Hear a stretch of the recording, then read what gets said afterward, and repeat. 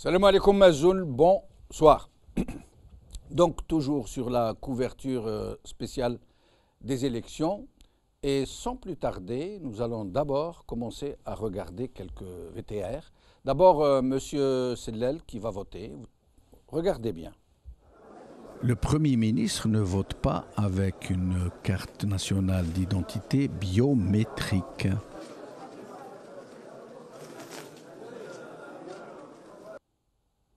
C'est le Premier ministre qui n'utilise pas de carte biométrique. Donc le simple Kidam, le simple citoyen, l'aloum allez. Ensuite, alors nous allons voir comme dans les belles années de l'indigénat, quand on envoyait des crieurs publics appeler les gens à aller se rendre au bureau de vote. Regardez.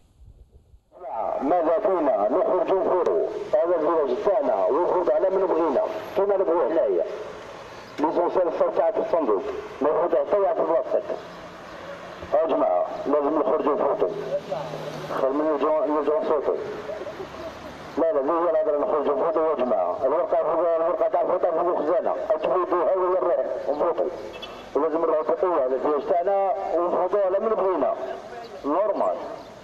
Ça se passe à Chlef et Seyid il est en train de leur dire جماعة نفوتوا برك نفوتوا على من نحبوا كذا l'essentiel روحوا البيرو de vote. Et à propos de bureau de vote, nous allons voir voter le chef de l'État lui-même. Regardez. Observez bien, nous avons face à nous un isoloir. Un électeur est censé s'y trouver. Seul ne peut être accompagné dans un isoloir qu'une personne infirme qui n'a pas la possibilité de mettre elle-même et toute seule le bulletin dans l'enveloppe. Alors, observez.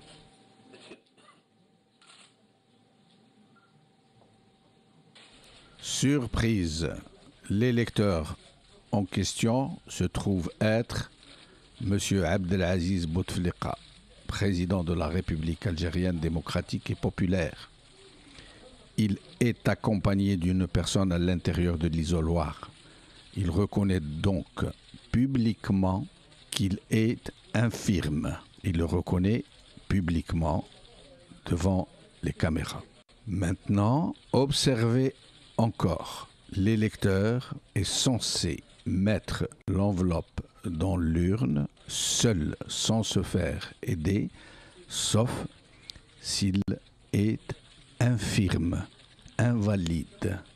Et là, c'est un enfant, même pas un adulte, qui met l'enveloppe dans l'urne à sa place. Et là, nous allons citer l'article 45 de la loi 10-16 portant régime électoral. Tout électeur atteint d'infirmité, le mettant dans l'impossibilité d'introduire son bulletin dans l'enveloppe et de glisser celle-ci dans l'urne, est autorisé à se faire assister d'une personne de son choix.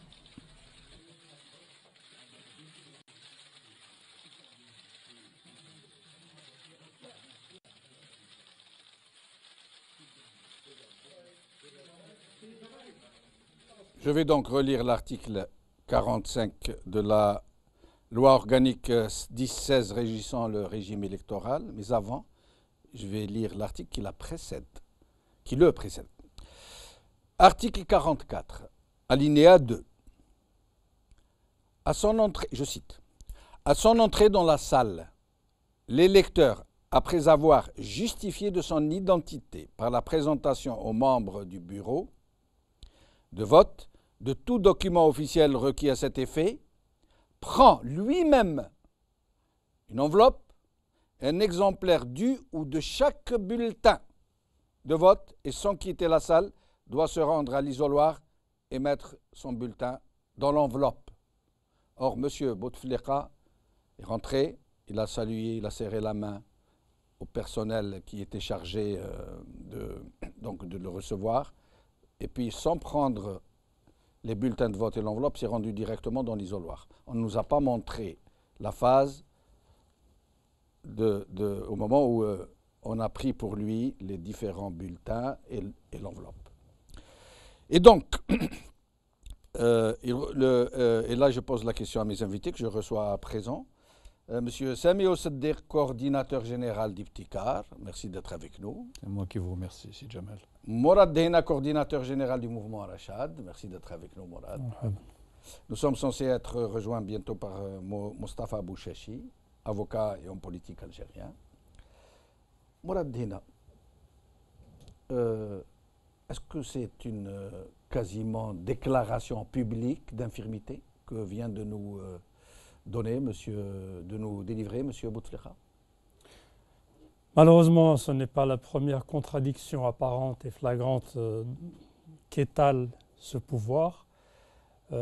Bouteflika, de toute façon, il est connu depuis des décennies maintenant. Son rapport avec la loi, qu'elle soit fondamentale, la Constitution ou les lois qui régissent le pays, sont clairs. Il est au-dessus des lois. Pour quelqu'un qui se permet d'amender une constitution en quelques heures sur des problèmes essentiels des équilibres politiques, je pense qu'il va passer outre ces considérations de la façon de voter ou qui mettrait ou pas une enveloppe dans l'urne. Tout ceci, en fait, ce qui importe pour lui, enfin, ou ce qu'il représente lui en tant que personne, c'est que soit donnée l'image d'une fête qu'ils présentent eux comme étant une fête électorale et que le président a voté. Alors tout le reste, je pense que ce soit sa relation par exemple avec le Parlement, il va voter aux élections parlementaires. Nous n'avons jamais vu Bouteflika s'adresser aux élus. Donc je pense qu'il a une relation de mépris envers d'abord un peuple, parce que quand celui qui est censé être le garant de la Constitution et des lois, les lois même les plus, je dirais, secondaires qu'elles soient, même si des questions de détails techniques ou dans la forme, il, en fait, lance un message clair aux citoyens lambda, qui est que nous ne vivons pas dans un état de droit. La loi, la Constitution, toutes les lois sont en fait des recueils qu'on classe dans une librairie ou dans une bibliothèque, mais qui en fait n'ont aucune valeur vis-à-vis du pouvoir en place. Mais Mourad, quand vous en parlez comme d'une personne tout à fait normale, qui l'a méprisé les gens, qui refuse de s'adapter, de respecter les dispositions légales en la matière. Vous pensez vraiment que c'est lui qui méprise les gens, que c'est lui qui décide de faire ou de ne pas faire Moi, j'ai toujours été de l'avis que c'est lui et qu'il ne faut pas le dédouaner. Parce que je ne suis pas du tout dans la configuration où on dit « oh le pauvre, on fait pour lui, on le manipule, ce n'est pas lui qui gouverne ». Jusqu'à preuve du contraire, il a été mis à ce poste, il a été élu, si on veut être plus légaliste, chose qui n'est pas mon avis sur ce plan-là, parce qu'on se rappelle tous dans quelles circonstances il a été choisi en 1999, mais jusqu'à preuve du contraire, il est le chef de l'État de facto et il faut lui faire porter la responsabilité à lui personnellement de toutes ces dérives. Mais vous ne laissez pas la proie Absolument pour l'ombre. C'est à lui parce que vous ne dédouanez pas ceux qui le tiennent en otage, ceux qui s'en servent. Parce que moi, je suis un légaliste et je respecte la constitution de mon pays, même si elle a été bafouée. Pour moi, il est censé être le garant de la Constitution. Si pour une raison X ou Y, il ne peut pas l'assumer, il doit être honnête envers les citoyens, l'affirmer clairement et s'en aller chez lui, comme il l'a dit une fois. S'il n'est plus en état de le faire. Je pense que tant dans ce cas, ça serait une chose extrêmement grave. Mais c'est le cas. Mais je ne veux pas le croire. Parce que, si vous voulez, ça serait pour moi plus le dédouaner et en faire une victime qu'un acteur essentiel aujourd'hui. Sami Ossaddiq, sur la même question. Je vais d'abord parler des 3 images que vous avez montrées, oui, puisque c'est avec ça que vous avez introduit le sujet. Mais écoutez, je vous dirai quoi de neuf. 1, nous savons tous que le pouvoir, cette fois-ci, a mobilisé tous les moyens possibles, gouvernementaux et non gouvernementaux, pour cette élection. C'est quand même... Oui. Donc, pour eux, c'est quelque chose qui... Et pris toutes les précautions. Mais bien évidemment, cela va de pair, bien souvent. Deuxièmement, que le président de la République est en mauvaise santé pour le moins. Nous le savons. En effet. Ouais, on est d'accord. Hein. La troisième chose que je relèverai, vous me parlez de la Constitution et des lois. Oui, je ricane un peu. Mais est-ce un état de droit pour vous référer à ça? Notre Constitution ne libère pas. Chez nous, la loi ne libère pas, elle opprime. Elle n'est opposable qu'aux faibles, la loi. Elle n'est pas opposable aux forts. Ça, je vous dirais qu'il n'y a rien de nouveau sous le soleil. Cette situation, effectivement, ce dont on vient de parler, perdure dans le temps. Mais le gros problème, c'est qu'aujourd'hui, tout ce qui a fondé, je dirais, ce régime, cette matrice, les ressources qui lui ont permis de fonctionner sont aujourd'hui en termes d'épuisement. La réponse à cet épuisement, que ce soit des ressources historiques, les ressources morales et les ressources financières, hein, vous savez, dans 2 ans, la situation va être encore beaucoup plus tendue, on en reparlera, vous me réinviterez, on en reparlera. Aujourd'hui, le pouvoir essaye d'une certaine façon de continuer encore plus de passer en force. En disant, ça fait 2 ans que la restructuration du pouvoir a fait que la règle qui a été choisie, c'est nous allons passer bekom ou la bla bekom. D'une certaine façon, c'est un autoritarisme qui s'est développé, qui aujourd'hui rend la société algérienne encore plus en surveillance et je dirais encore plus dictée que les années précédentes. Mais ce sont eux qui usent de ces arsenaux légaux, Si vous législatifs permettez, et réglementaires. si- Ce n'est pas nous. Donc si- c'est pour ça que moi je Jamal, m'accroche à ce genre de détails. Mais c'est pour ça que je vous ai dit, elle est opposable aux faibles, d'abord. Et vous savez, bien souvent, les États les plus autoritaires, sans parler des dictatures, c'est celles qui créent le plus de droits, qui édictent des normes, qui enchâssent, enserrent les sociétés dans des lois qui sont aujourd'hui quasiment inapplicables d'une certaine façon, et d'une certaine façon vous rend à chaque fois délinquant. Je prends un autre exemple dans le domaine économique que je connais.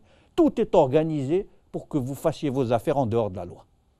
Sauf que la loi vous est opposable à vous. On dit, les impôts, tandis qu'à certains, la loi n'existe pas. Et ça, c'est valable dans tous les champs que vous appliquez, sociaux, politiques, économiques, c'est une réalité. C'est notre réalité, c'est la triste réalité de notre pays aujourd'hui. Je vais vous soumettre le fond de ma pensée. Pourquoi, à mon avis, tout ça? Pourquoi ces élections organisées comme si c'était la fin du monde? Pourquoi ce régime semblait tenir tellement comme si c'était une question de vie ou de mort pour lui? Et pourquoi certains événements ont eu lieu ces derniers temps? Alors, je vais commencer par l'affaire Ould Abbas. L'affaire Ould Abbas, on enquête sur son fils, on fait une perquisition au Club des Pins, vous imaginez, à la résidence du Club des Pins. On ramène une shkara pleine de milliards et de milliards, des listes du FLN qui ont vraisemblablement donc payé la tchipa, et puis ça s'arrête. Ça ne va pas plus loin. Et puis, Ould Abbas qui vient nous dire « Ah, j'ai éventé un complot qui est relatif à 2019. » Et d'un. De deux, un autre détail qui converge un peu aussi vers là où je veux vous emmener, est que le ministre des Habous donne instruction aux imams de faire un prêche un certain vendredi pour appeler les gens à aller voter, pour les menacer des flammes de l'enfer s'ils n'y vont pas.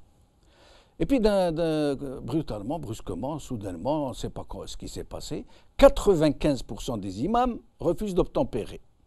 Et certains ont été jusqu'à avancer que c'est un sursaut de conscience, que c'est... Bon, pour ceux qui connaissent un peu ce genre de pratique des imams, comment ils font, il n'est pas question de sursaut de conscience. Beaucoup de gens ont pensé que donc un contre-ordre est venu d'une source qui est plus importante que le ministre. Et puis, notre point, celui, soudain aussi, qui est arrivé, de Gaïd Saleh, qui nous annonce que les militaires ne voteront pas dans les casernes. Ce qui comment dirais-je, ce qui prive le vivier électoral, le potentiel, d'un bloc acquis par avance et qu'on peut mettre où on veut, hein, en masse. Et donc, ça nous a mis la puce à l'oreille et nous nous sommes dit que peut-être qu'au cœur du régime, il y avait des forces qui tentaient d'empêcher que ces élections n'aient lieu. Et pourquoi? Peut-être que parce que, je vais vous lire l'article 102 sur l'empêchement. Lorsque le président de la République, pour cause de maladie grave et durable, se trouve dans... Je vais vous lire une partie seulement. Se trouve dans l'impossibilité totale d'exercer ses fonctions, le Conseil constitutionnel se réunit de plein droit et après avoir vérifié la réalité de cet empêchement par tous les moyens appropriés, c'est-à-dire les médecins, propose. Beaucoup de gens pensent que le Conseil constitutionnel met en branle l'empêchement. En fait, il propose à l'unanimité, déjà il faut l'unanimité au sein du Conseil constitutionnel, au Parlement de déclarer l'état d'empêchement. Et le plus beau est à venir. Le Parlement siégeant en chambre réunie, c'est-à-dire tout le Parlement se réunit, déclare l'état d'empêchement du président de la République à la majorité des 2/3. Ça veut dire, si même le Conseil constitutionnel réussit à se réunir, réussit à mettre en branle l'examen médical du président, que le dit examen médical déclare qu'il est incompétent, invalide, infirme, tout ce qu'on veut, en état d'empêchement. Si le Parlement ne décide pas aux 2/3 de sa composante qu'il doit être empêché, il ne pourra pas être empêché, quel que soit son état. Et donc, qu'est-ce qui nous empêche de penser que ceux qui tiennent le président en otage, qui ne veulent pas qu'il soit empêché, font tout pour se garantir ces 2/3 qui vont voter un état d'empêchement si tant est que la procédure est lancée. Mourad. Oui, c'est un scénario, je dirais, plausible. Il est certain, il est connu, il est notoirement aussi acquis que la pratique usuelle du pouvoir en place depuis l'indépendance, c'est qu'il a toujours été très pointilleux pour s'assurer que l'apparence, le pouvoir apparent, le soit dans une certaine mesure acceptable, si ce n'est aux yeux d'une certaine partie des citoyens, tout au moins aux yeux du monde extérieur. C'est pour ça qu'on a des élections, on a un semblant d'institutions qui fonctionnent de temps à autre, et il est clair qu'ils ne peuvent se permettre, surtout vu, comme l'a dit Sostir, la situation claire et nette de l'état de santé d'Abdelaziz Bouteflika, que son empêchement est une possibilité concrète qui peut venir d'un jour à l'autre. Il est donc tout à fait normal que ceux qui tiennent à ce qu'il reste au pouvoir s'assurent que certains mécanismes techniques, comme ceux que vous avez cités, ne puissent pas être actionnés par un tel ou un autre. Et encore une fois, donc que ce soit les choses que vous avez mentionnées, prise de position de Gaïd Salah ou autre, on revient encore à cette fameuse lutte de clans. Donc ce n'est toujours pas l'état de droit qu'on souhaite tous pour l'Algérie, c'est-à-dire un état avec des institutions élues, etc., une référence claire et nette aux lois fondamentales et autres. Nous ne sommes pas dans ce cas de figure.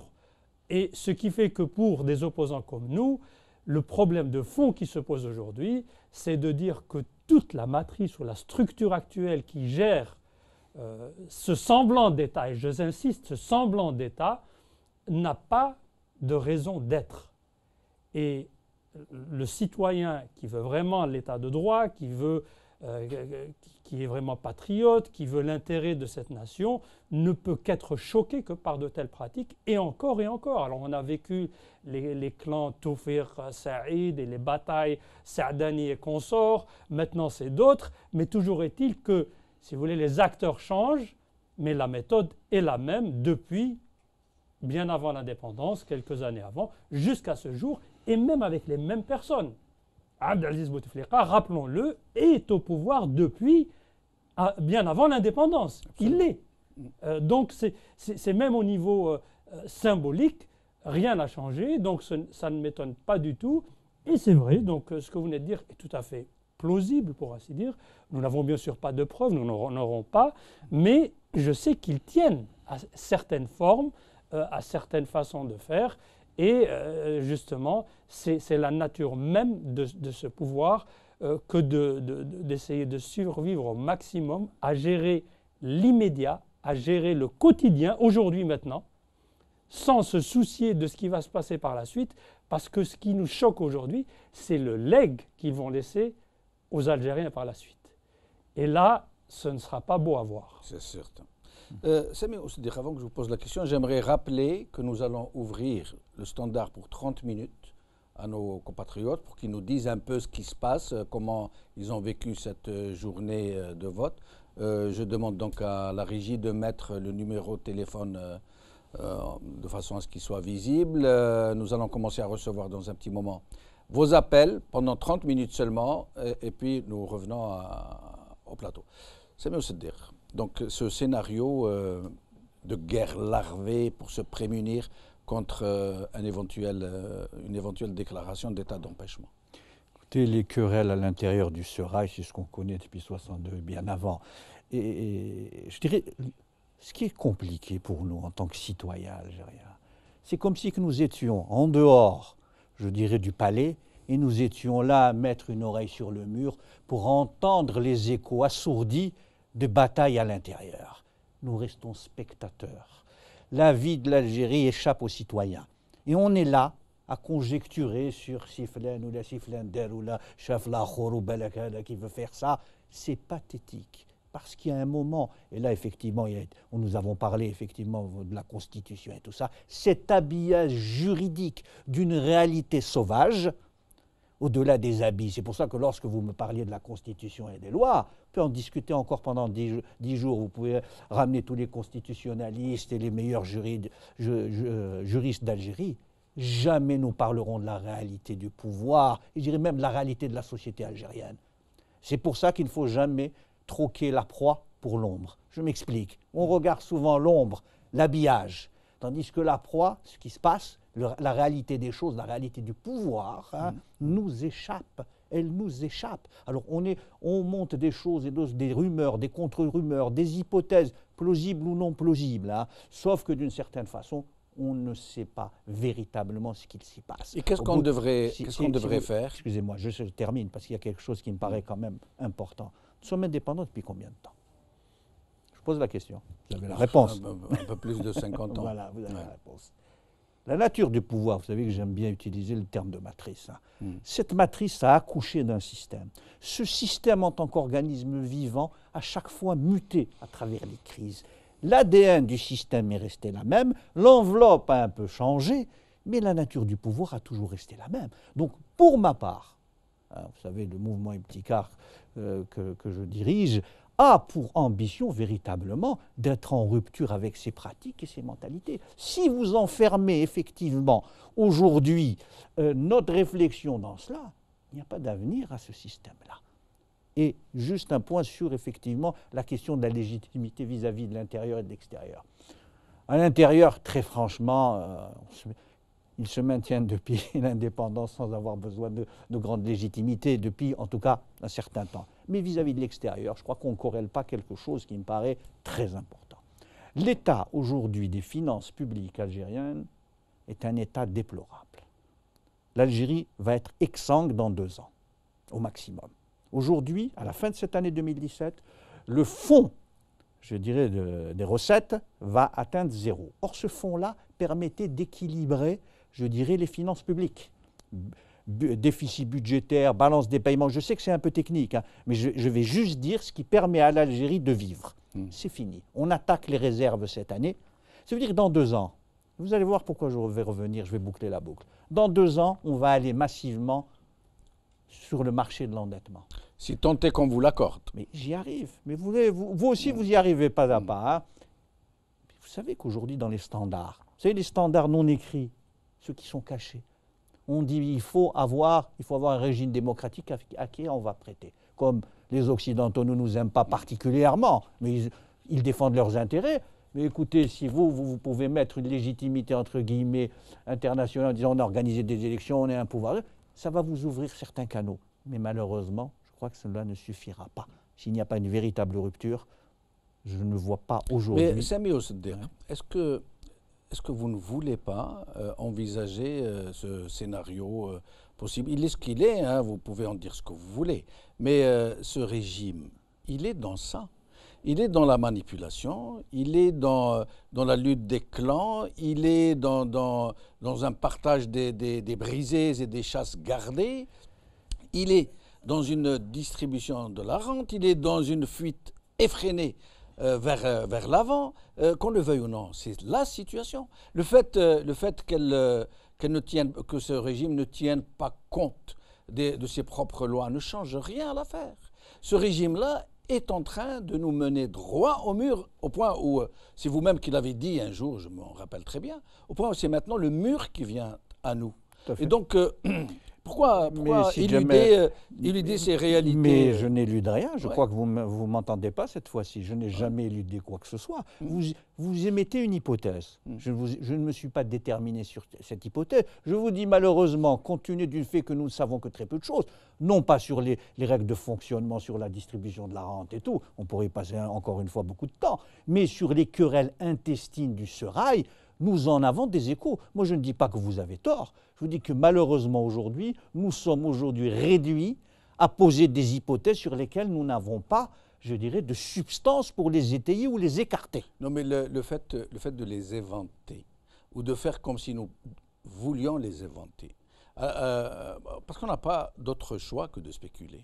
Ce régime est hermétique, il est plombé, il ne laisse rien filtrer.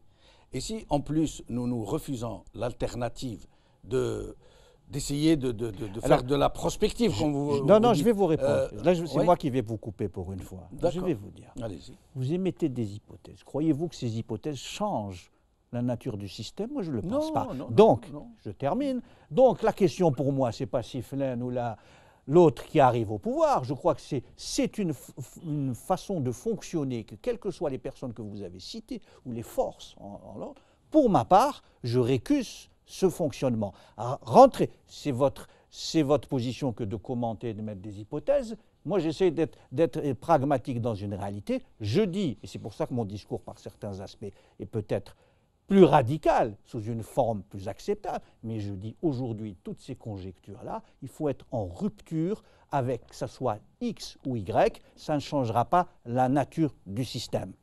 Voilà. Mais Sami Oussedir, qui a prétendu le contraire? Venons-en à un autre point. Mourad Dina. Cette fois-ci, le régime n'a accrédité que 20 journalistes étrangers. Et pour noyer un peu dans la masse, il a dit non, il y a 80 journalistes qui sont présents. 80, c'est-à-dire y compris ceux qui sont installés sur place. Or, il ne dit pas que comparé à 2012,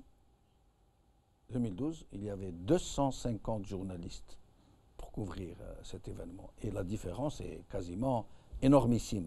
À votre avis, pourquoi avoir tout fait pour essayer de réduire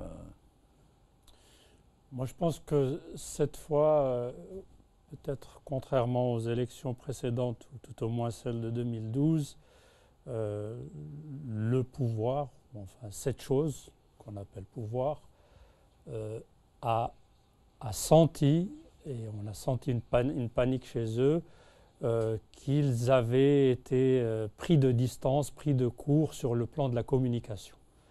Nous avons tous vu comment des ministres ont réagi à de simples youtubeurs, que l'on salue, hein, donc des gens qui ont des initiatives citoyennes louables, et comment est-ce qu'on a vu au nom de la religion, dire que haram de faire une mimé risala, comme je ne sais d'où ceci vient, mais bon.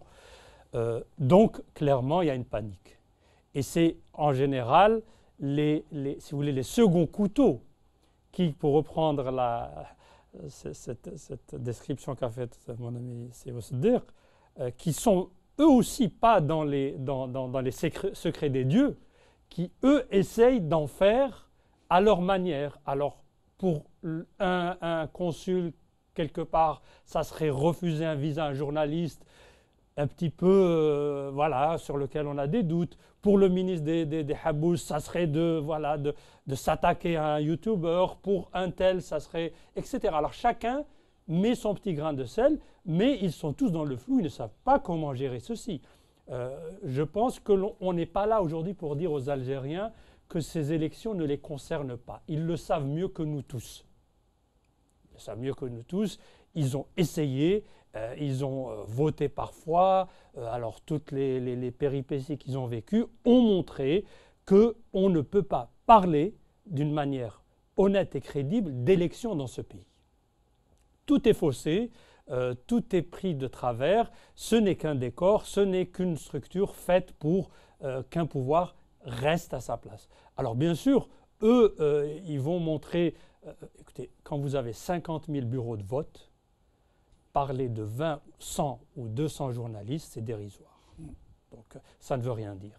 De la même manière que de parler de 4 observateurs européens. Donc c'est vraiment quelque chose de tout à fait abject et tout à fait qui montre aussi, je crois le terme est bien à sa place, le mépris de ce pouvoir pour tous les citoyens. Pour eux, c'est du rachis, c'est des chiffres. Alors nous, Algériens, pour eux, nous n'avons comme valeur que ce qu'ils vont dire dans quelques minutes pour un pourcentage. C'est ça ce qu'ils recherchent. Alors vous n'avez eu ni débat de fond encore. Bien entendu, hein. Donc c'était du folklore, c'était de tout ce qu'il y a comme ramassis de médiocrité, de dépravation, de n'importe quoi, a été étalé. Hein, donc, et on en voit de toutes les couleurs, hein, de l'extrême, ce que vous voulez, à l'autre extrême. Donc ce pouvoir est sur le plan de la communication dans un déni, et c'est, je pense, là j'ai peut-être une autre analyse qu'a eu M. Osdir, c'est que, peut-être on se rejoint, c'est que ce pouvoir, il ne faut peut-être plus essayer de décrypter ce qu'il veut.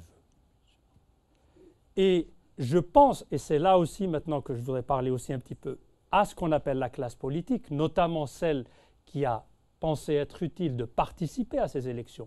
Alors je ne suis pas dans l'invective de les traiter de traîtres ou je ne sais quoi, je respecte tout le monde.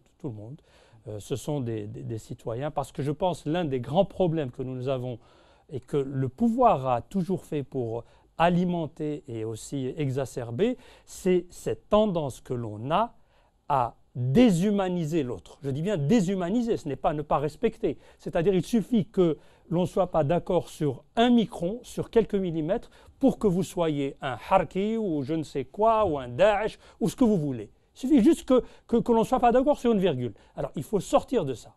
Moi je pense que sur un plan politique, il y a des gens qui ont fait des choix. Alors, je ne vais pas rentrer dans les détails des uns et des autres. Il y en a qui ont peut-être des buts nobles. Il doit y en avoir. Il y en a d'autres pour des buts moins avouables. Il y en a aussi certainement à l'appel.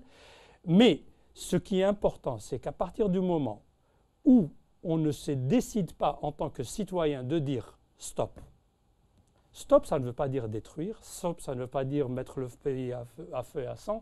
Stop, ça veut dire seulement on ne vous écoute plus, on ne vous entend plus, on s'en fout de qui vous êtes, vous pouvoir. Et c'est ce que semblent avoir fait les Algériens cette fois-ci. Absolument. Non seulement ils s'abstiennent, mais ils boycottent. Absolument. Et pourtant, je pense que c'est ce qui fait le plus peur à ce pouvoir aujourd'hui. Car il y a une prise de conscience, que ce soit d'une façon artistique, on a vu ces youtubeurs, que ce soit chez des jeunes, chez tout le monde, des réseaux sociaux, les gens s'expriment. La dévastation des panneaux électoraux. Ça, c'est très important. C'est très important, et je pense qu'il ne faut surtout pas aller discuter dans des programmes, des solutions, moi je peux, etc. C'est de dire aux Algériens, dépassez ce régime. Discutez entre vous. Apprenez à vous écouter, à entendre ce que dit l'autre, parce que c'est ça qui va mettre à genoux ce pouvoir. Et nous allons écouter Faisal Mattawi qui est avec nous, qui va peut-être pouvoir nous donner quelques chiffres et son constat de ce qui se passe sur le terrain. Faisal Mattawi, merci d'être avec nous. Bonsoir Jamal, à vous, amis téléspectateurs. Merci. Alors Faisal, qu'est-ce qui se passe dans le pays? J'étais ce matin en tournée dans les bureaux de vote à l'est d'Alger, c'est-à-dire le Sendé, le Harrach, le Kalitous, Baraqi, Bab el-Souar. plusieurs quartiers, plusieurs bureaux de vote, centres de vote. Le constat que j'ai fait, du moins jusqu'à presque 15 heures, était qu'il y avait une abstention claire. C'est-à-dire, j'oserais parler d'abstention, mais je pense d'absence. Les bureaux étaient désertés. Donc, par exemple, un bureau de vote à Bab el-Zouar, qui est l'un des plus gros d'Alger. C'est 30 000 inscrits dans ce bureau de vote. C'est dans la cité Smaïli Bsah. À 15 heures, il y a sur 30 000 inscrits, 400 ont voté. C'est-à-dire 1,3%, c'est-à-dire rien du tout. Alors que dans le même bureau, un responsable me dit que le taux de participation est de 13%. Vous pouvez faire le calcul. Alors que je suis passé par les bureaux et j'ai parlé avec des personnes d'ailleurs accueillantes et professionnels j'ai vu donc un peu le vote, j'ai vu aussi des contrôleurs de partis, pas tous les partis, qui m'ont dit que les élections se déroulent normalement, mais les gens ne viennent pas voter. Donc ça c'est un peu le constat fait dans une partie d'Alger, pas dans toute Alger, bien sûr pas dans toute l'Algérie.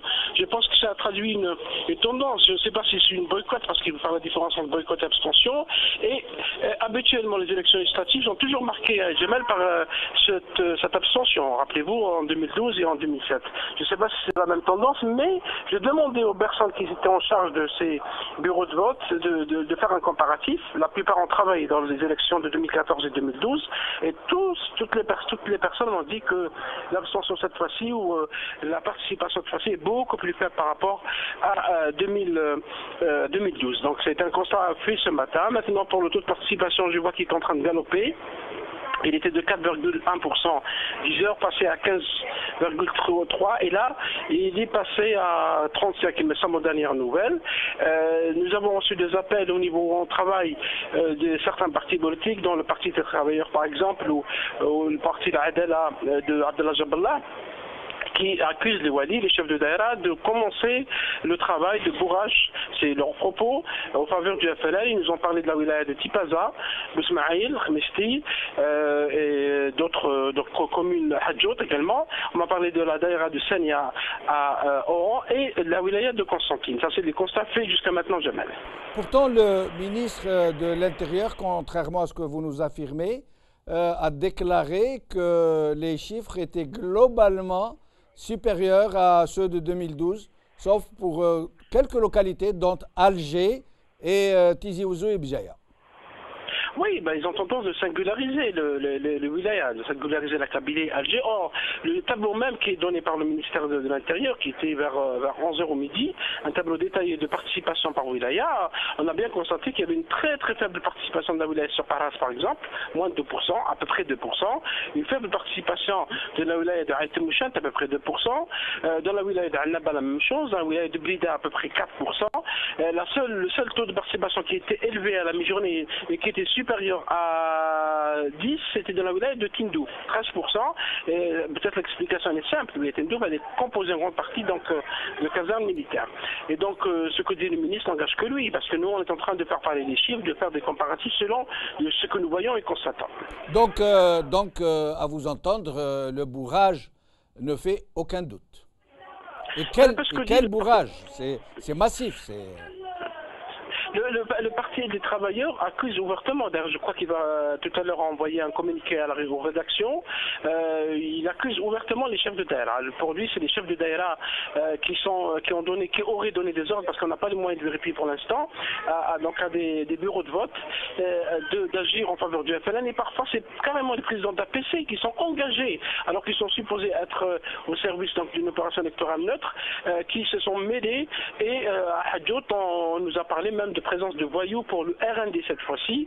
C'est le Parti des travailleurs qui le dit. Le Parti de l'Adala, par exemple, selon Khadar Belkhalaf, qui est donc député tête de liste de Constantine, le Wali aurait donné ordre, je ne sais pas à quel niveau, pour justement que le vote soit en faveur du FLN. Donc on a l'impression qu'une partie de la machine administrative s'est mise en branle à quelques heures de la fin de la fermeture des bureaux pour favoriser le parti de l'ancien parti unique.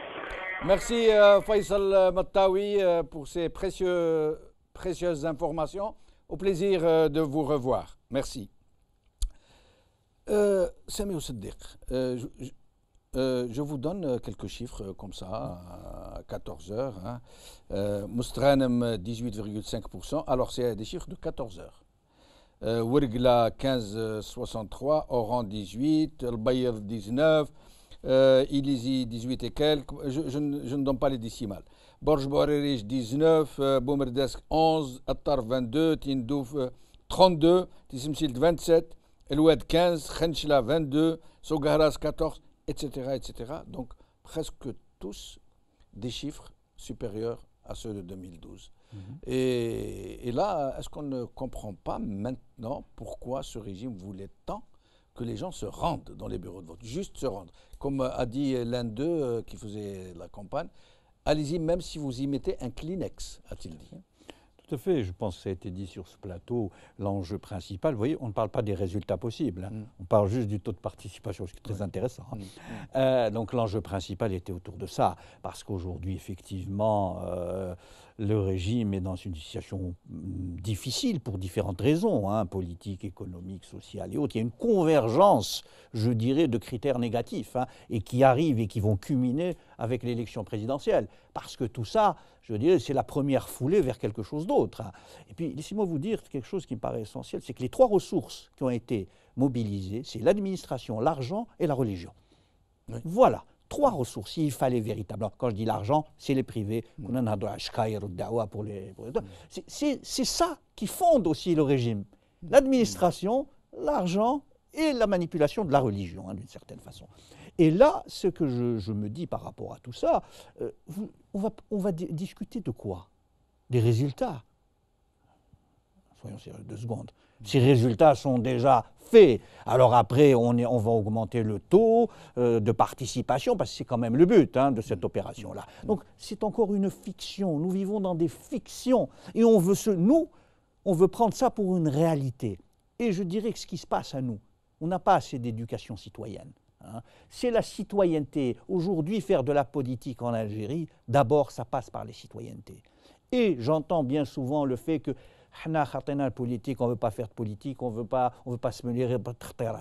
Malheureusement, je dis à tous ces gens-là, ça ne va pas être possible. N'oublions jamais qu'un des rôles de la politique, c'est de pouvoir régler pacifiquement des antagonismes dans une société. Si vous éliminez la politique, mais vous savez par qui qui prend la place de la politique? Oui. C'est la violence. C'est la violence. Mais Sami Saddeq, cette fois-ci, justement, si tant est que ce régime annonce des chiffres dont tout le monde sait à l'avance que c'est des chiffres obtenus par le bourrage des urnes, vous pensez que ça va passer comme une lettre à la poste, comme d'habitude, que les gens vont se résigner, se dire, bon, ils ont l'habitude d'aller, on est reparti pour une autre législature, c'est pas grave. Écoutez, je pense qu'il y a quelque chose qui tétanise la société algérienne.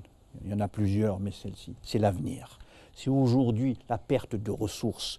Les gens ne savent pas comment ils vont vivre dans 2 ans. Alors il y a une façon, je dirais, de tourner le dos, je dirais, à la politique. Et puis, vous savez aussi bien que moi, que la sécession, je dirais, une faisal, entre la société civile, du moins le peuple, le citoyen, pour faire simple, et la société politique est quelque chose de consommé depuis déjà bien longtemps. Or, aujourd'hui, moi je dirais, il faut faire très attention à quelque chose. Une des raisons de ces élections est surtout d'avoir permis à tous ces partis d'aller aux élections pour être redistribués comme on redistribue la rente, c'est de permettre de continuer à atomiser une opposition. Ça, c'est un enjeu important, parce que vous savez, la politique est un rapport de force. S'il n'y a rien d'organisé, de structuré, avec un projet pour faire face à ce que nous avons aujourd'hui comme pouvoir, eh bien je pense que la situation sera encore compliquée. Nous allons prendre quelques appels et je reviens à Mourad Dena. Ahmed Sidi Belabbas. Ahmed, je vous en prie. أهلا السلام عليكم تفضل. السلام عليكم. تفضل سي أحمد. السلام ورحمة الله. على كل حال بغيت نقول كلمة فيما يخص الانتخابات. تفضل. القضية دروك راهي علاش الناس ما راهمش يروحوا ينتخبوا. نعم. علاش ما راهمش يروحوا في بالعباس ما انتخبوش الناس حسب رايك؟ حاجة قليلة. ينكمون هذوك لي فيو ولا لي زونسيان مساكين هذوك اللي الله غالب عليهم. مي اون طونكو جان ولا اون طونكو انا راني نقول لك علاه ما نروحش ننتخب. انا جيت ميليتون جي فلان. Ouais. Et nous étions écartés, les anciens ont été écartés. Maintenant كيتخيب حتى واحد عنده الدراهم بزاف اللي ملياردير يشتروا على التدوليست. واش طالع منا هذا يرحم بوك؟ واش طالع منا؟ قال ترى هذا يمثل الشعب، يمثلنا احنا طبقه كادحه، ما يمثلناش على كل حال. وفيما يخص هذو الانتخابات سيتين قضيه تاع الاغلبيه متصوتين على روح المتصوتين، نعرف باللي صوتي ما غاديش يروح للسيد هذا اللي غادي نبوطي عليه. بارك الله فيك، بارك الله فيك احمد مسلي بالعباس. شكون معنا؟ عبد الغني منين؟ من الطرف. تفضل سي عبد الغني الطرف. سي عبد الغني. وي تفضل نسمعوا فيك. On vous écoute. السلام عليكم. وعليكم السلام ورحمة الله. Voilà, donc je suis Abdel Ghani de Dran. Oui. J'habite, je voulais juste faire un témoignage. Oui. D'ailleurs, j'ai posté quelques vidéos en direct. J'habite en face d'un centre. Ça s'appelle le centre Ibn Badis. Oui. Alors, depuis 8 heures du matin, jusqu'à maintenant, vraiment c'est désert. Alors qu'est-ce qu'ils ont fait? Ils ont pris des gens, ils leur disent de rentrer, de sortir et d'entrer, les mêmes. Hein. Bon, bien sûr, il y a quelques bons électeurs qui se sont exprimés, mais voilà, donc c'est vraiment le désert. Moi, je situe le taux dans ce centre que je connais autour de 7-8%. Voilà. Merci beaucoup, Abdel Ghani. Ahmed d'Alger. Ahmed d'Alger. Oui. Je vous en prie. تفضل سي أحمد. السلام عليكم. وعليكم السلام ورحمة الله.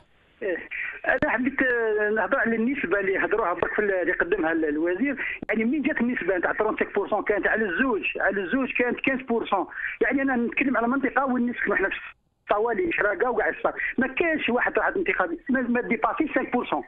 ما ديباسي 5%. انا حرت منين جات النسبه، خليت نقول لكم بلي هذه الارقام مضخمه ما عندها حتى تمثيل في المجتمع. هذا واش حبيت نقول، راني حاير في النسبه هذه، يعني منين جابت هذه؟ ولهذا انا صدر النظام هذا مازال يتمادى في التعاملات نتاعو، ومازال يستغرب في الشعب. يعني الشعب نقولوها فطن الشعب. سمعت؟ نعم. بارك الله فيك سي احمد. كريم من سطيف. كريم. صح اخويا. اهلا بك سي كريم.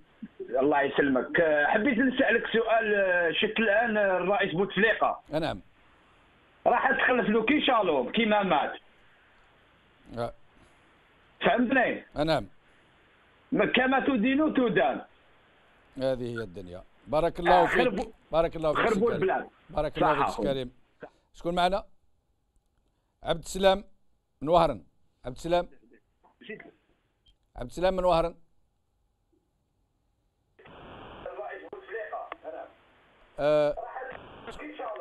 وي الو.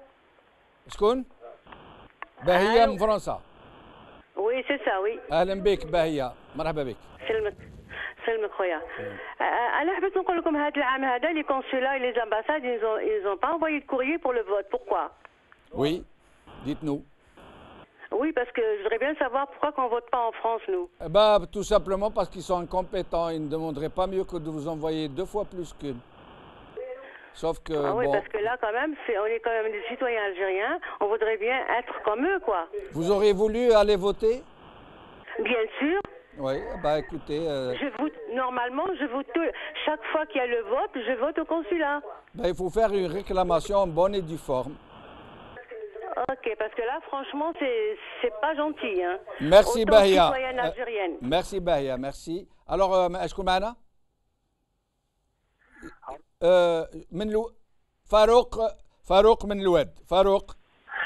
السلام عليكم اخي في الاسلام الوطني. السلام عليكم. وعليكم السلام، اهلا بك. تفضل. الله يسلمك اخي. حبيت نشارك معكم في هذه النقطه، هذا في الموضوع هذا. تفضل. نسبه المشاركه اللي اعلنها النظام ما كانش منها ضعيفه بزاف. الناس المرض اللي شاركت فيه انا وانتخبت فيه انا، الناس المدنيين حوالي 40 ولا 35 واحد، واغلب الناس حوالي 1000 ولا 1000 وشي هما عسكريين، وخرجوا الاقتراع بالسيف، نتاع بالسيف تشارك في التصويت وتحاسب بالبطاقه. بارك الله فيك سي فاروق. بارك الله فيك. عبد القادر من شرقة. عبد القادر نقص التلفزيون تاعك باش نسمعوك. وي يا باترون. تفضل سي عبد القادر. السلام عليكم. وعليكم السلام ورحمة الله. مسيو le problème qui se pose en Algérie, c'est depuis 62, tout est truqué. Allô? أنا أسمع فيك. فهمت؟ نعم. À l'heure actuelle, on voit que le taux, soi-disant, d'électeurs, il est élevé. Ça ne tient pas debout. Jusqu'à quand on est en train de faire des propagandes qui ne tiennent pas debout. Et quelle va être la réaction des Algériens? Est-ce qu'ils vont accepter sans rien dire? Est-ce qu'ils vont s'organiser? Est-ce qu'ils vont... لو سمحت. نعم تفضل. À l'heure actuelle, on n'est pas unis. نعم. Le jour qu'on sera unis, on n'aura plus besoin des individus pareils. بارك الله فيك. معنا محمد من وهران. ماذا بيا الخوة بصفة يعني de préférence des interventions plutôt brèves pour permettre aux gens d'intervenir. Il y a beaucoup de gens qui attendent. محمد من وهران. نعم. تفضل سي محمد. صحيح. تفضل سي محمد. أنا أسمع فيك. أنا أسمع فيه. نعم تفضل جو زيكوت. أليزي. اكسبريمي. السلام عليكم أخويا. السلام عليكم أهل المغاربية. وعليكم السلام خويا. أهلا بك. مرحبا بك. يا خويا راني باغي نهضر على الشريطة هذه اللي قال لك 37% تاع الاشتراك تاع الانتخابات. هنا في وهرنا كارثة. كاع المكاتب خاوية. ما كاش تقول انت رمضان الدنيا كاع ما كاش رمضان. ايوا راه يقول لك 37% ما كاش حتى 10% في وهران. بارك الله فيك خويا محمد. عبد الرحيم من قسنطينة. الو اني نسمع. تفضل سي عبد الرحيم انا نسمعو فيك. ربي يحفظك اخويا. راح نشارك معكم في الامور هذه تاع الانتخابات هذه. نعم تفضل. يزيد فضلك راهي ما عندها حتى صحه. راهو الناس ما فوطاتش هنا في قسنطينه. الناس عادي خلاص لي زيكول فرغانين ما كان والو. راهم يبالغوا راهم كرهونا يا خويا من 62 وما يكذبوا على الشعب هذا يا خويا. بارك الله فيك خويا عبد الرحيم. بارك الله فيك. راه ما كان ربي يحفظك. راهي ما كانت حتى مشاركه موحدهم تاع رواحهم بيناتهم. راهم يفوطيو تاع رواحهم ما كان حتى فوط لنا في قسنطينه. بارك الله فيك. معنا ابو علاء الدين ضياء الدين من مسيلة. تفضل. السلام عليكم. وعليكم السلام. الخير. اهلا بك. مساء النور. يا اخي الانتخابات هنا في المسيلة راني نشوف فيها ما كان والو. راه الشعب راه في دارو حاكم دياره مسخانه. راه ما كانش حتى نسبه. راه غير يقول لك كاينه مناسبه نسبه الاشتراك في ولايه المسيلة 16 وكذا. راه ما كانش منها. الشعب كل ما حب. شوف الاغلبيه الشعب والله ما فوتا. ونزيد نقول لك عمو نزيد نقول لك واحد المعلومه. نعم. اخي العرب نقول لك كلمه. هذا السي عبد الملك سلان كما قال يقول يروح تنوض مرته وتعطيه بالعصا. احنا الشعب احنا عندنا كرامه وعندنا شرف وعندنا نسائنا وبناتنا واولادنا محترمين نساهم ورجالاتهم. الحمد لله يا ربي عندنا نساء ولات الاصل هما اللي راهم قاعدين الجزائر لدروك. الشعب الجزائري متلائم. وزيد نقول لك واحد الحاجه الشيخ. احنا الشعب متلائم عايش من هذا ماناش معيشتنا الدوله ولا معيشنا. نزيد نقول لك حاجه. رانا في اضطهاد. اكبر نسبه امن داخلي في العالم وكل الجزائر يخلعوا في الشعب. اسرائيل ما عندهاش كما رانا هنا مضطهدين سياسيا، مانيش هي قال عنصيا ولا زيد له في الماء، زيد له في الغاز، زيد له الشعب فاق. خلاص راحت عليكم. ونزيد نوجه النداء لعبد الملك سلالة. انا عندي ماء وعندي خالتي يخافوا من ربي اولى من اي حاجه، ويحبوا البلاد. وعندنا كاع رانا الشعب الجزائر اكره ولاد شهداء ولاد مجاهدين، وداروا لنا فلان وداروا لنا ربي دار لنا 60 حزب وانتم درتوا لنا 100,000 حزب. ينعلوا بليس خلاص. بارك الله فيك بارك الله فيك. اخطونا خالتي. بارك الله فيك. السلام ورحمه الله. رزقي من حاسم سعود. رزقي حاسم سعود. نعم. رزقي من حاسم سعود. نقص التلفزيون تاعك من فضلك. هيا اوكي داكو. هيا تفضل سي رزقي تفضل. Bon, je m'adresse à monsieur Sidi Jamal Ben Chenoub. Bonsoir. Bonsoir, أهلا بك. Bon, je voudrais m'exprimer Sidi Jamal يعني على حسب واش راني في الدار على بالك. أيوه تفضل. وبصح من الصباح وراني كنت j'étais en train de constater la ville de ce qui se passe au niveau de la ville de Hassim Saoud. Oui. Mais vraiment, il faut me croire qu'il n'y a personne يكذبوا على الشعب. ما كان حتى واحد. وانا درك هذا وين نرفع راسي باللي الشعب راه موحد، راه في كلمه واحده. وهما راهم ils annoncent le taux de participation fausse vraiment truqué. vraiment من 62 لليوم راهم يكذبوا على الشعب، وهي ما كانش منها. اليوم صح سي فري اكد باللي الشعب الجزائري موحد اوني ان شاء الله بربي يقعد كيما راه، يقعد كيما راه وما يتبدلش ويقعد في كلمه واحده. بارك الله فيك رزقي. بوعلام من الجزائر. on va prendre encore 2 ou 3 appels et nous revenons au plateau. بوعلام من الجزائر. السلام عليكم الاخ جمال. نحيي خونا مراد هنا والاخ سامي وصديق.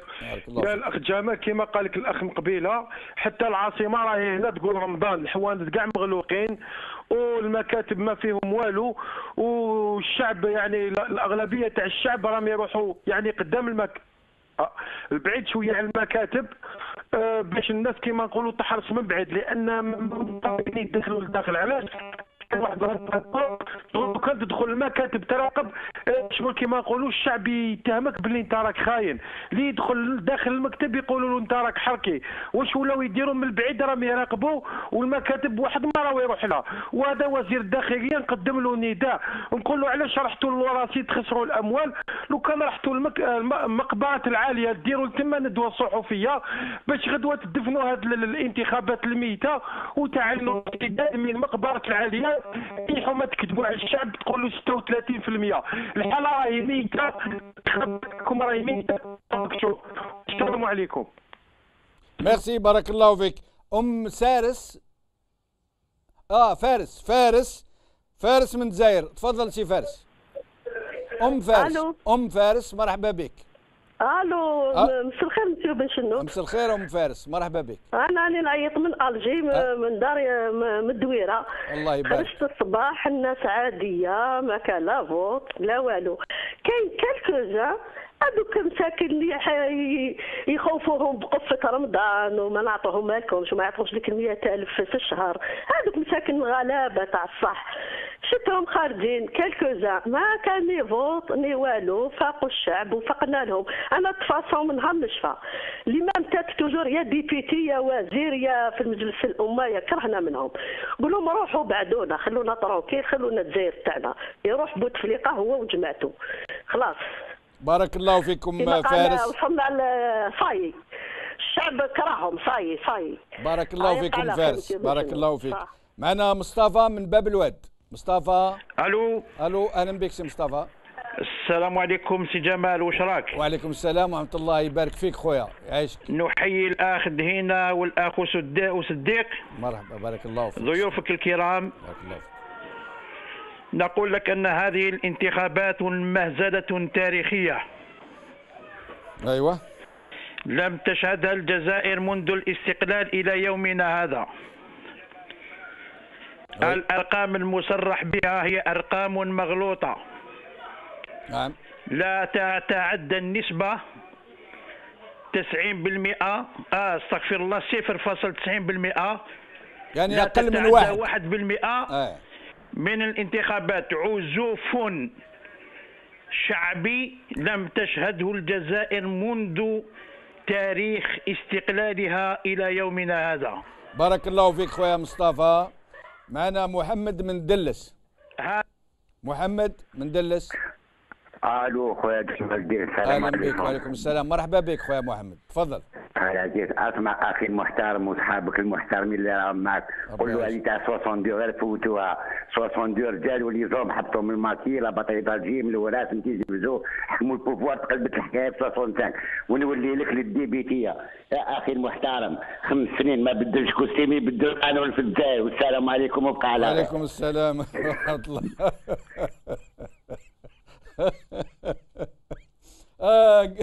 وليد من تيزي وزو. وليد تيزي وزو، مرحبا بك. اهلا بك سي وليد. وليد نعم. وليد من تيزي وزو. وي. تفضل سي وليد. Je vous en prie, vous pouvez vous exprimer. داكور. اولا بالنسبه للوضع في تيزي وزو، انا فضلت نهضر بالعربيه حتى يفهموني جميع الجزائريين ونستعمل اللغه العاميه. بارك الله فيك. انا قبايلي حر، لكن استعملت اللغه العربيه من اجل باش لتعميم الفائده. هذا من جهه. وبالنسبه لي اولا نبدا بالتحيه للسيد بن شنوف والضيوف الكرام. الله يعيشك ويبارك فيك. لا انا نقول لك قمت بالدور ماهوش من عادتي نقوم به، قمت بالدور صحفي رغم اني لا علاقه لي بالصحافه، ما عنديش علاقه خلاص مع الصحافه.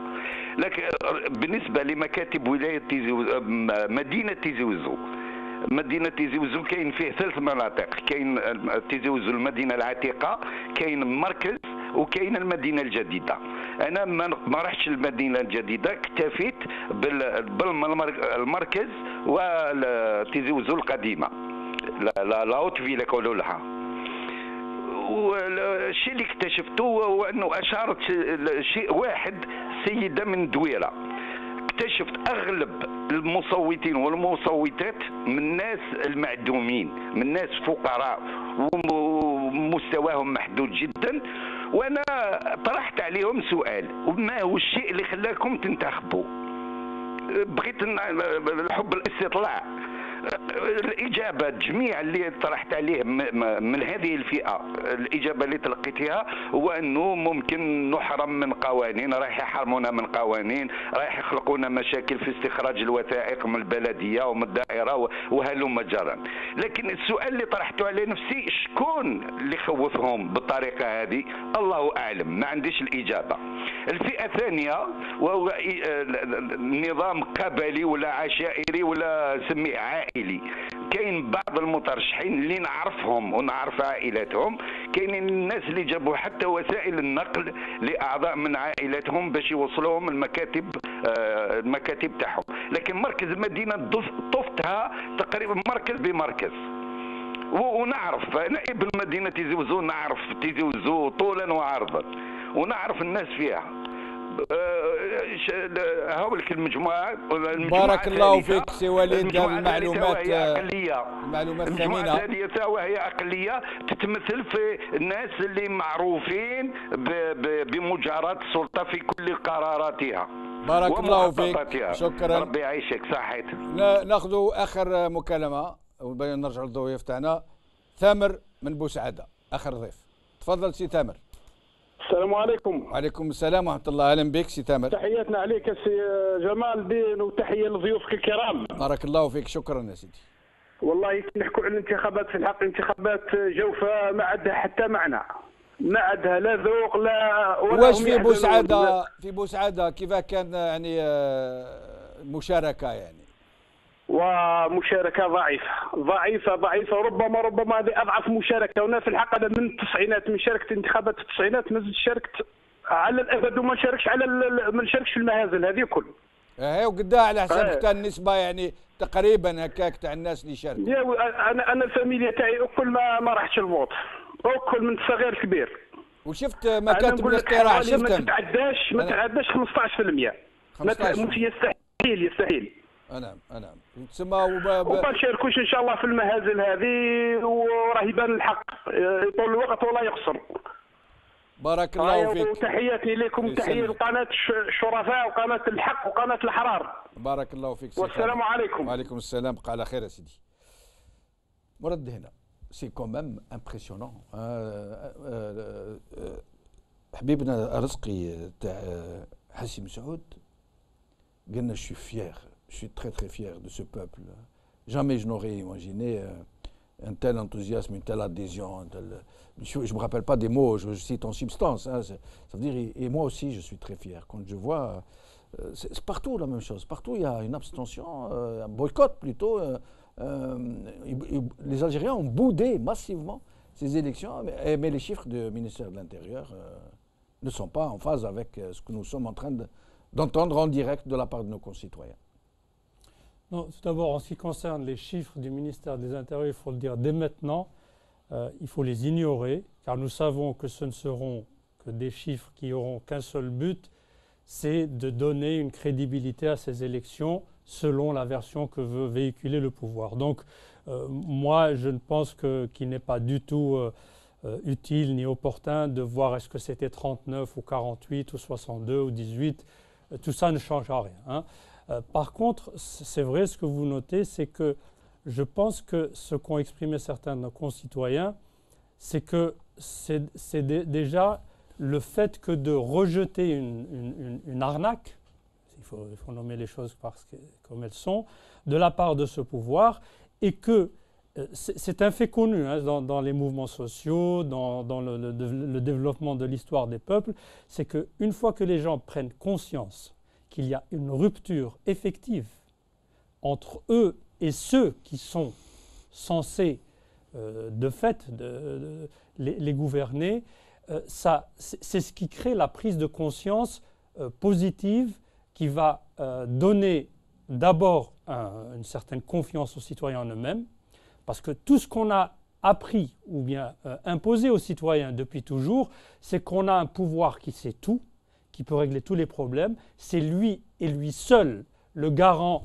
des constantes de notre nation. Donc quand vous parlez d'indépendance, c'est Bouteflika, Abdelkader Mali et je ne sais pas quoi. Quand vous parlez d'économie, c'est le gouvernement, c'est le pouvoir qui va vous donner du logement, c'est le pouvoir qui va vous donner un passeport, donc le citoyen est en fait un consommateur de la bienfaisance de ce pouvoir, c'est tout. Il n'a pas d'autre rôle. Alors maintenant, je pense qu'il y a cette rupture qui commence à prendre forme. Elle peut, je dis bien elle peut, car il y a des conditions. Il y a des conditions, et c'est là où on attendra ce qu'on appelle l'élite politique, pour qu'elle redonne espoir, pour qu'elle véhicule un projet, une vision, un rêve aux Algériens. Parce qu'aujourd'hui, on ne rêve pas. Mais elle est où l'élite? Elle est où? Alors justement, je pense qu'il ne faut pas aussi s'auto-détruire, s'auto-mutiler, de dire on n'a pas d'élite, tout le monde est vendu, ce n'est pas bon. Le pouvoir tire profit de ça. Parce qu'en fait, le langage du pouvoir, c'est quoi? Nous connaissons les méthodes du DRS à l'époque, de Saïd Bouteflika ou de ce que vous voulez. C'est d'essayer de coopter les gens, de les faire rentrer dans leur giron, de les discréditer vis-à-vis du peuple, et puis par la suite dire, mais écoutez, vous voulez qui? C'est aussi ce que dit le pouvoir militariste. N'oublions pas toujours cette dichotomie entre le civil et le militaire. Le militaire, le dernier petit sergent qui peut se permettre donc d'humilier le politicien quel qu'il soit, parce qu'il y a toujours cette hiérarchie, le militaire d'abord et le civil après, et que les gens, en fait, on le voit, pour eux, la chose politique est une chose sale, voilà, pour le commun des Algériens, alors que ça devrait être totalement l'opposé. Le citoyen doit s'accaparer le politique et on doit pouvoir lui dire, en fait, le politique, c'est quoi? C'est comment est-ce que toi, tu veux que soit gérée l'école où ton enfant va étudier, l'hôpital où toi ou ta famille allez vous soigner, comment est-ce que sera gérée ta sécurité nationale ou locale. C'est toutes ces notions-là qui sont mises de côté. Et je pense que maintenant que il y a cet espoir. Moi, je pense qu'il faut savoir faire naître l'espoir à travers cette situation de rupture en disant aux citoyens, écoutez, ce pouvoir, de toute façon, il va partir. Ne serait-ce que pour des raisons biologiques, de génération.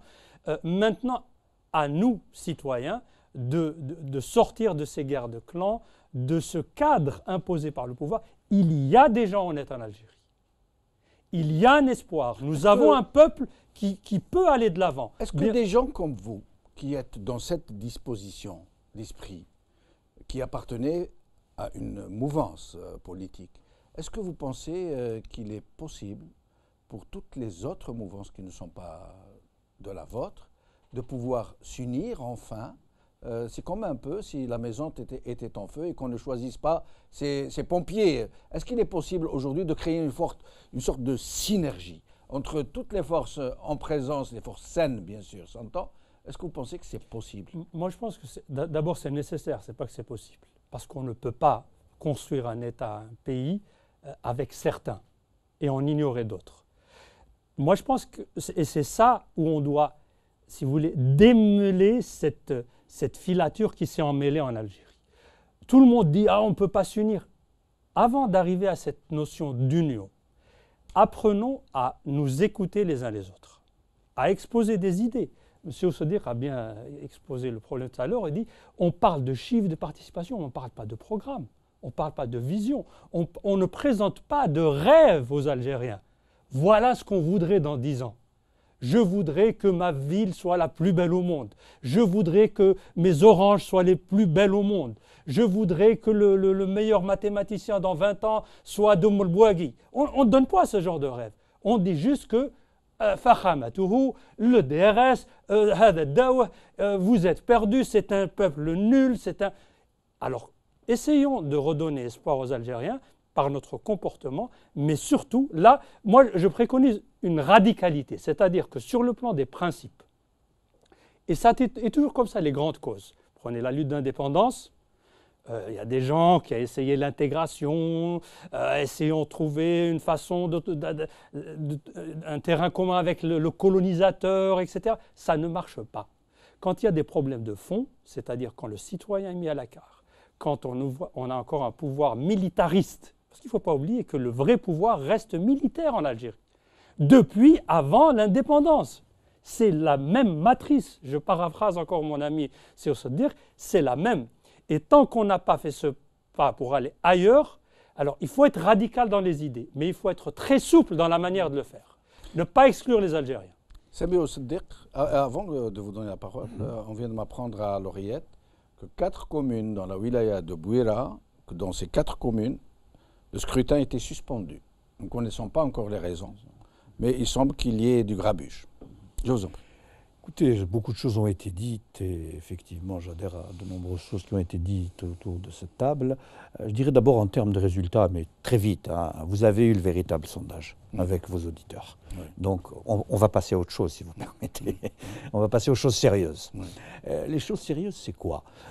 Effectivement, aujourd'hui, et ce que j'avais dit il y a quelques minutes, on a une sécession entre le peuple. Moi, j'aime pas tellement la notion de peuple telle qu'elle a été instrumentalisée chez nous. C'est quelque chose d'anonyme et qui correspond à rien. Moi, j'aime bien le citoyen. Le citoyen, l'individuel, la personne. C'est avec les individus, les citoyens, si vous permettez, que vous construisez un collectif. Ce n'est pas à partir d'un collectif que vous constituez des citoyens. Vous voyez l'inversion des choses. Hein. Alors, effectivement, aujourd'hui, on a des gens qui disent on est contre. Vous savez, je viens souvent sur vos plateaux et je parle toujours de coalition positive. Il faut aller pour. Alors, ce qui nous unit, bien évidemment, c'est une Algérie différente. C'est des thèmes que chaque fois que je viens chez vous, depuis maintenant de nombreuses années, je redis ça. Et effectivement, vous avez tout à fait raison, il faut un cap, il faut une vision, il faut une espérance. Aujourd'hui, vous prenez un jeune Algérien, on va rester dans la jeunesse, parce que le moteur... Je vous redis qu'aujourd'hui, 21 millions sur 40 millions d'Algériens, 41 millions, sont nés à partir de 90. Toutes les références avant, c'est de la préhistoire pour eux. Voilà. Ils ont connu qu'une Algérie très très compliquée, et ça je le dis pudiquement. Je dis aujourd'hui que cet avenir-là, et je le dis souvent, nous sommes condamnés, nous Algériens, à nous entendre. Souvent on me dit, mais pourquoi vous dites condamnés? Je dis, c'est pas moi. Je dis, c'est les gens qui pensent que c'est une condamnation. Mais je dis, il n'y a pas d'autre solution. Et effectivement, je pense qu'il faut un cadre républicain où nous nous entendons sur, je veux dire, un SMIG démocratique. Et la diversité est intéressante. Si on rejette la violence, si on est pour que les minorités puissent parler, moi, il y a quelque chose que je ne supporte pas. C'est lorsqu'une majorité arrive, vous dites « khalas, dinaha » et ça va durer l'éternité, quelle qu'elle soit. On connaît ça depuis 60 ans, ou presque. Donc il y a ça, il faut que nous nous parlions, et vous avez tout à fait raison, il faut que nous nous écoutions. Et vous parlez effectivement, est-ce que nous avons des élites? Je dirais que, avant d'aller de l'élite, c'est quoi? C'est une classe qui a une conscience d'elle-même. Nous avons des gens brillants. Il y en a beaucoup. Il y en a encore beaucoup plus qu'on ne le pense. Et un des enjeux, c'est que ces personnes-là brillantes deviennent une élite qui a conscience d'elle, de son rôle historique dans la construction et le développement d'une Algérie meilleure. Vous savez, moi je milite pour un projet qui est le mien, mais sur lequel on peut d'une certaine façon trouver beaucoup d'articulation avec de nombreux acteurs. Si nous continuons dans la politique qui a été celle qu'on a inoculée, et quand je parle d'inoculation, je parle de virus, c'est celle de la méfiance de tous envers tous, de savoir qui vous manipule, qui vous manipule, et bien sûr, qui me manipule, il ne faut plus qu'on se parle. Il n'y a plus d'Algérie possible si on reste dans cette culture de l'opacité, de la méfiance. Et effectivement, le pouvoir a, je dirais, d'une certaine façon, asservi une partie de l'élite, et l'autre en a fait des courtisans. Il reste encore une autre partie, je dirais la partie saine, qui est là, hein, et qui est à la disposition, je dirais, de l'Algérie, qui arrive, celle que nous devons construire. Et je vous parlais de l'avenir d'une certaine façon, c'est que ces élections-là, à quoi elles servent? Tout le monde le dit, à constituer une majorité solide pour le prochain président de la République. Vous voyez? Ou pour maintenir l'actuel. On va dire le prochain, c'est peut-être le même, mais vous savez, moi, les noms ne m'intéressent pas, c'est la logique du système qui m'intéresse. Les noms, c'est pas ça qui va changer la nature du système.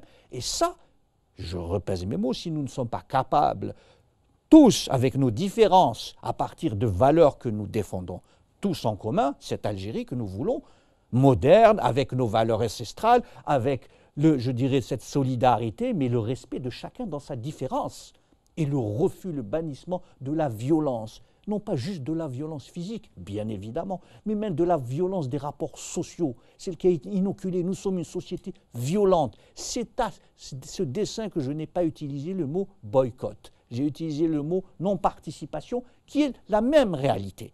Mais je pense que nous, si nous n'amenons pas de l'apaisement, mais de l'apaisement qui est guidé par une volonté de faire, avec des véritables valeurs et en se disant nous irons contre en bâtissant quelque chose, je dirais c'est là le véritable enjeu pour nous.